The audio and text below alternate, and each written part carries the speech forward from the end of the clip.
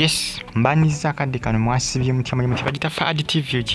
Ngenda kusaba osubscribing ato nyigene kale bagita Fad TV. Mbatumide kabale Bahrain abasinza mu gwanga erya Oman mbagamba nti muri bakabi nnyo kubanga mugifollowinga bagita Fad TV.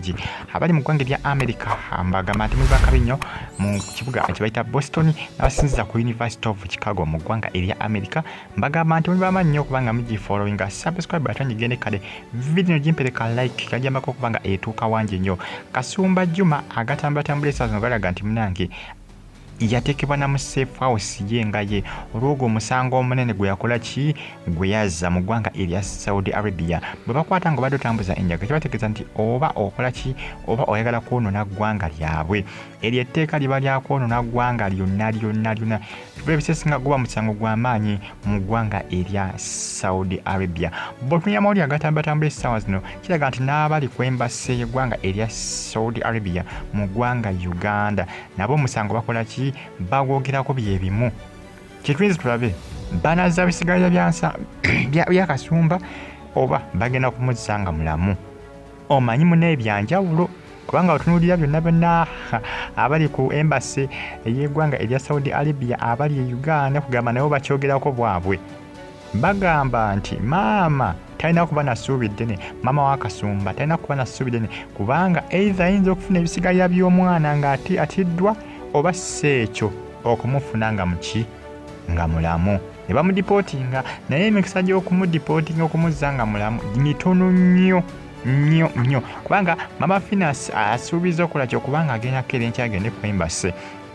y'eggwanga erya Saudi Arabia eri muno mu ggwanga Uganda yagenda kubaakira yagendeyo Kalaba kubanga alina abakulu bagenda okubanga asinkana olunaku olw'enkya Maama Fiina tujja kulaba tubabe n'abivudde okusaalizeeyo naye nga Maama ye bamugamba Maama abeere n'essuubi ttono nnyo omwana okola ki okumufuna nga mulamu okumuzza nga mulamu mu ggwanga Uganda okumuzza Uganda nga mulamu emikisa mitono nnyo kubanga essaawa zino alina mu kasenge kake ye nga ye kubanga ebaayo obusenge nga bwabano bantu bano bwe bati bana bakukusenjaga kubanga mu ggwanga erya Nigeria Banigeria bangi nnyo abakola ki abaali bagikukusa era be bakwata jjukira era ne Kasumba enjaga era gitwalira Banigeria era nga otundi ggwanga erya Saudi Arabia abantu abasinga okubanga bagikukusa Banigeria era naye era gitwalira Banigeria okukola kyo kugisappulayinga mu ggwanga erya Saudi Arabia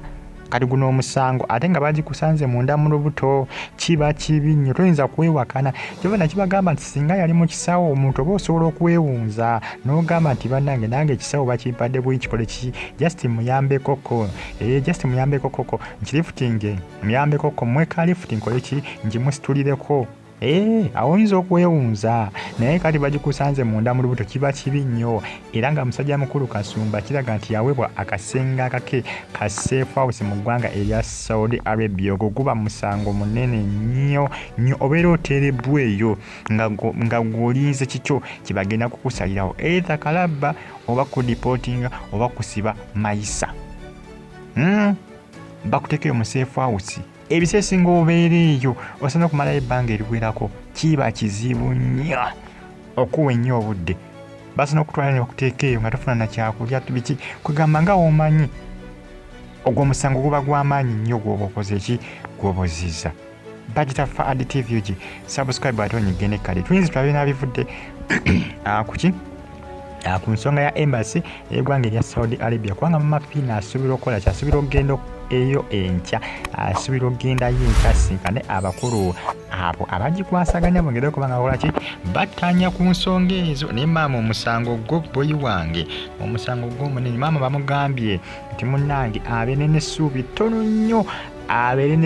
ttono nnyo nja kuba mbategeeza ebinaabivudde ku saidi eyo ku embassy y'eggwanga erya Saudi Arabia Mama Fiina naye nga abakozi abasinga bagikola kubanga Mama Fiina alina bayogeddeko nabo ne bamugamba nti ogwo omusango munene nabo tebasubira nti Kasumba anadda nga mulamu Fad TV gisubscribe ate onyigene kale ensonga za Kasumba Mama Fiina agenda kuba enkya agenda ku embassy Saudi Arabia bulungi mweraba